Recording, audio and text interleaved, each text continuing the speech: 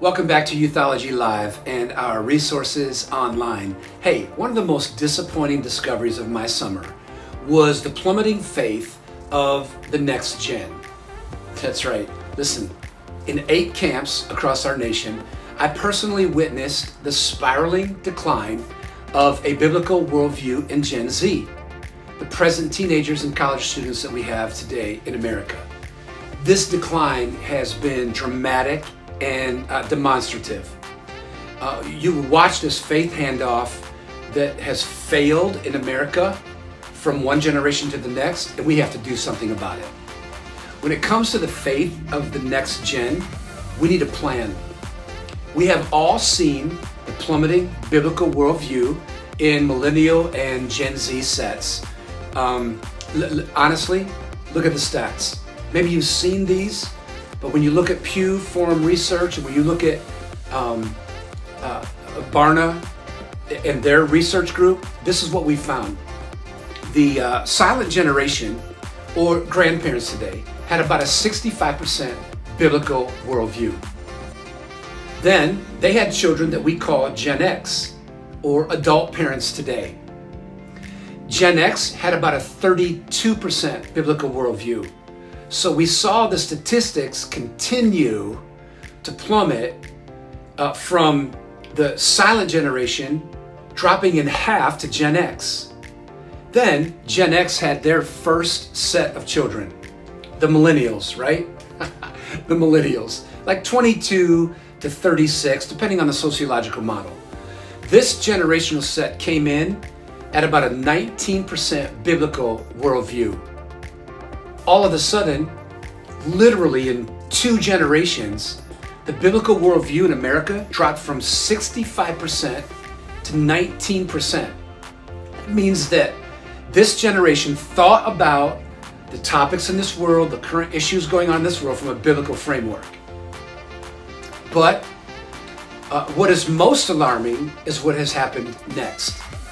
The youngest children of Gen X, that would be Gen Z teenagers today,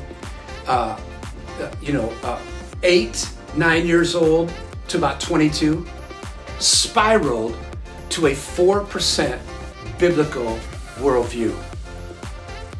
Crazy. This generational slide from 65% to 4%.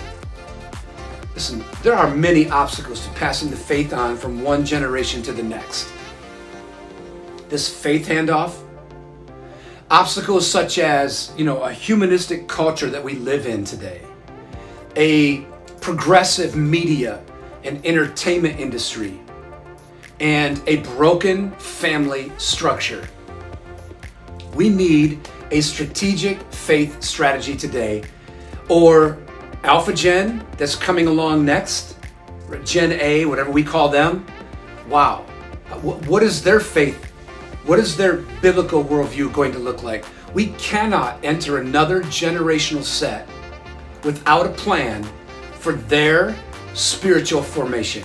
Okay, so I want to give you 5. I'm not going to take much time on them, just maybe a minute or two, a minute on each one of these, but 5 ways to increase generational faith, to improve the faith handoff from one generation to the next. Okay, so let's get into those. Number one, we need a symbiotic relationship with the home. Okay, a symbiotic relationship with the home and the church. We cannot solve a 4% biblical worldview in Gen Z without the cooperation of the church and the home. Think about it this way. The relationship between the church and the home is coalesced. It's symbiotic. It's shared. But it's got to improve, because the greater responsibility for spiritual formation is certainly on the home. Okay, we know that. But it is coupled with the same kind of importance and priority with the church. In the faith handoff in Christianity, listen, that we're seeing at a time when we should have been emphasizing this theological base in our families, this faith handoff has failed because the church has struggled with theology also, especially youth ministry. The church can help greatly with this faith handoff by providing parent conferences, annual training, content creation, a closer working relationship with the home. So we've got to see that symbiotic, coalesced relationship. Number 2, we need to restore theology back to Next Gen ministry. Wow, this is obvious.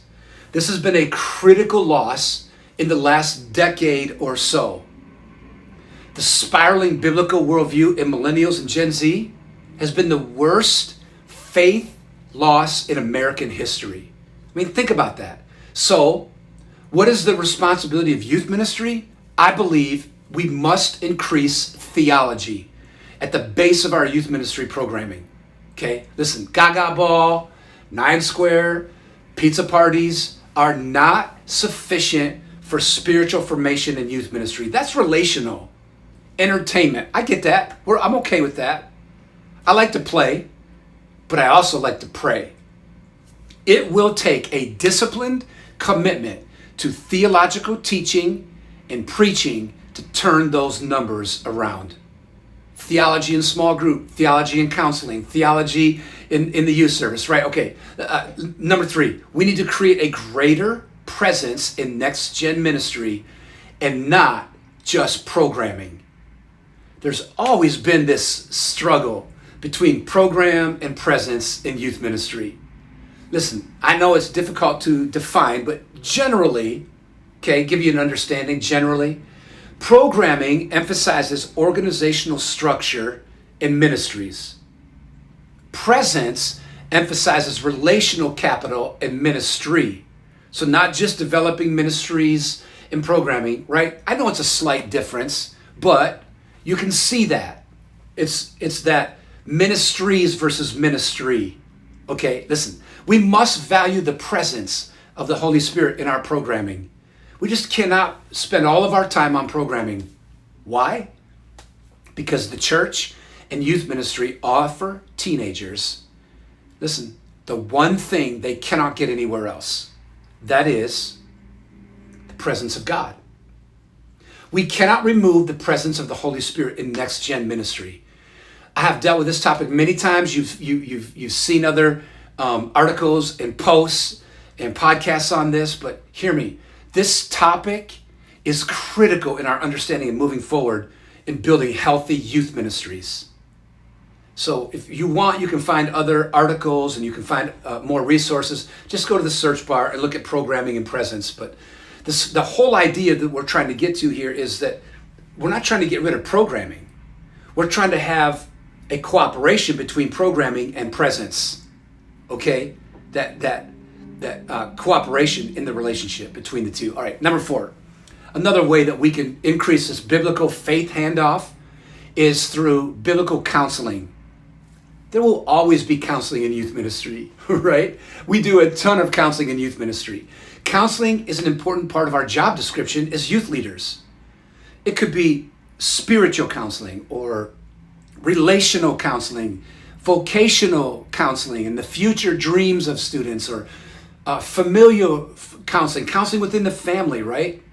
But our guidance, listen, is not going away. That counseling is central to effective youth ministry. So what can we do? I think we have to make sure to emphasize the scriptures and biblical principles in our counseling.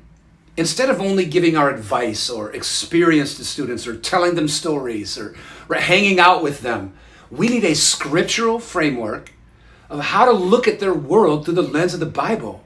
How to solve the problem that they're going through in that moment as we're dealing with them, body shaming or, relational problems or family all these other future, helping them understand through the lens of the Bible how to deal with those issues. All right, hey, number 5, and the last thing is we need to value the supernatural in youth ministry. Listen, one of the most important characteristic traits of Gen Z is their love of the supernatural. What a perfect fit for Christianity. You cannot remove the supernatural from Christianity. It's like that characteristic of Gen Z and Christianity is the perfect fit. When we value the supernatural in ministry, our students will become attracted to the work of the Holy Spirit and ultimately to the church and to our youth ministries. This can be done, right? I mean, I know sometimes it's like, how do we do that? This valuing the supernatural can be done by teaching on the role of and the gifts of the Holy Spirit in teenagers' lives. This can also be done by giving priority time and space for the Holy Spirit to move in our personal and corporate settings. Because listen, we know the Holy Spirit wants to move. We know the Holy Spirit is knocking on the door of the church. All we have to do is give him space and time. And I really think that we would see an increase of the signs and the wonders and the miraculous and the works of God, the demonstration of God, right? Listen, finally, it is going to take a disciplined and committed effort of each of these principles to turn the tide for the next generation. Listen, you know Psalm 78, this iconic chapter about the faith handoff from one generation to the next. David said that responsibility lies in the church and its spiritual leaders and parents and fathers and mothers in the home. It's a dual relationship. Handing the faith off from one generation to the next is both a church and a home responsibility. If we can understand that coalesced, symbiotic, working relationship, it will transform society. You want to know why? Because healthy families build healthy churches that build healthy communities. So hey, thanks again for joining us. I hope this is a blessing. Check us all out. Go to the link tree on the socials or youthology.com. You'll see all of this prepared for you every week. God bless you.